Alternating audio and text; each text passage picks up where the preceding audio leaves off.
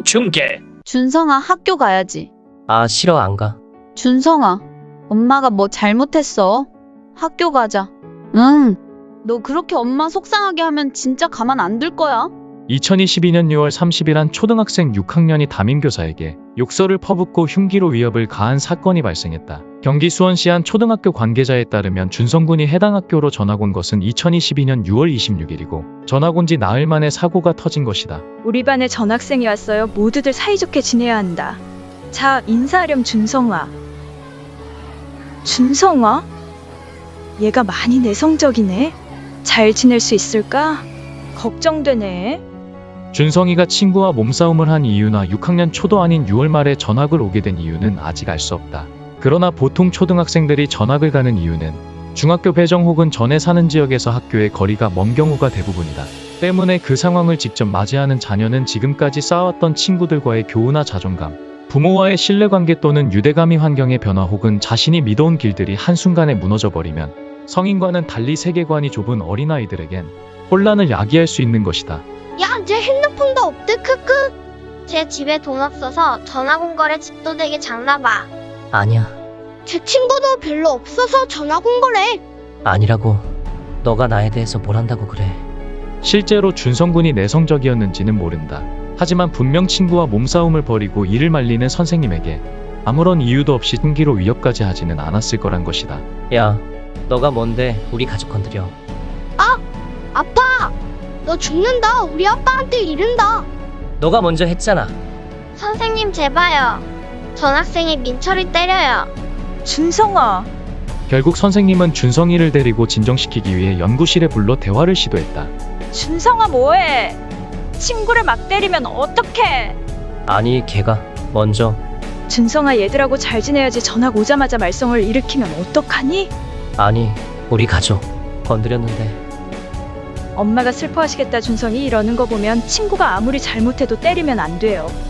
이 씨발, 한마야. 준성아. 다 꺼져. 꺼지라고. 때리는 것만 보고 상황 파악도 못하면서 씨발. 준성아, 너 그거 뭐 하려고 안 돼? 라고 말하며 준성이는 연구실 수납장에 있던 톱을 들고 몸싸움을 벌였던 피해 학생에게 달려갔다. 씨발 새끼, 쟤 왜 저리 뭘 째려봐? 개새끼야, 죽여버린다. 준성아, 너 안 되겠다. 따라와. 일로 와. 어서. 이에 선생님은 준성이를 위협이 될 만한 것이 없는 안전한 회의실로 데려갔고 마음을 달래기 위해 노력했다고 한다. 분명 준성이가 한 행동은 정말 해서는 안 되는 행동이다. 만약 중재자가 없었다면 사건은 더 크게 번져 더 큰 사고가 났을 수도 있기 때문이다. 그러나 준성이의 행동은 오히려 과격해지고 진정과는 반대된 행동을 보이기만 했는데. 준성아, 선생님이 준성이 마음 몰라서 미안하네. 나는 준성이가 착한 애라고 생각해서. 선생님이. 한마야. 건들지 말라고요. 준성아, 손 안 다쳤어? 유리 조각 위험해. 어? 엄마, 안 돼. 나 학교에서 유리 깼어. 돈 좀 나오겠다. 준성아, 왜 그래? 라며 오히려 울음장을 피우자 이에 피해 교사는 상당한 충격을 받았다. 교사는 마음의 안정을 위해 휴가를 낸 상태이다. 내가 뭘 잘못한 거지? 나는 분명 달래주려 했던 건데 이제 뭐가 뭔지 아무것도 모르겠어. 애들을 어떻게 가르쳐야 하는 걸까? 내가 이상한 걸까? 예전엔 이렇지 않았던 것 같은데. 또한 해당 사건을 접수받은 경기교사노동조합은 해당 초등학교장에게 2차 가해 발생 유의 등 피해 교사와 가해 학생 분리 조치 등 적극적인 보호 조치 이행을 권고했다. 이에 네티즌들은 예전엔 교권이 너무 과해서 문제였다면 이제는 학생인권이 너무 과해서 문제야. 교사도 사람, 학생도 사람이야. 교권과 학생인권이 모두 존중받는 학교를 만들어야 해. 애들이 영악해진 것도 사실이야. 아무것도 못할 거 아니까 저러는 거라고. 촉법은 초등학생 이전 나이가 딱 맞아. 라는 반응을 나타내기도 했습니다. 무서운 세상일지도 모릅니다. 결과적으로만 보면 그렇죠. 실제 사건 기록이나 뉴스도 다 결론만 나와 있고 과정은 생략되어 있습니다. 하지만 절대 과정 없는 결론은 없습니다. 그렇다고 나쁜 짓을 저지른 것에 옹호하는 것도 아닙니다. 그저 슬픈 현실에 저 또한 침묵하게 되네요. 모든 사람들이 따뜻한 일만 겪었으면 좋겠다는 생각은 위선적이란 것은 알고 있습니다. 하지만 조금의 관심이나 격려 이해만으로도 따뜻한 세상이 될 거란 것은 저 말고도 여러분도 알고 있는 사실입니다.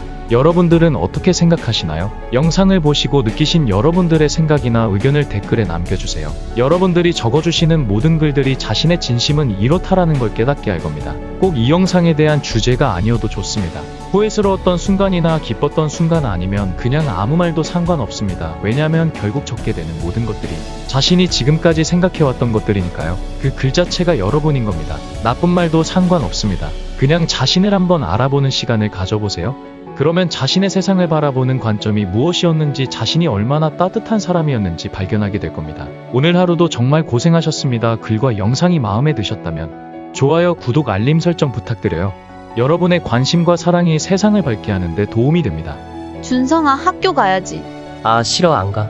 준성아, 엄마가 미안해. 학교 가자. 응? 아, 싫다고. 왜 가기 싫어, 준성아? 몰라. 엄마가 미안해, 준성아. 학교 친구들이랑 헤어져서 힘들지? 아니에요, 엄마.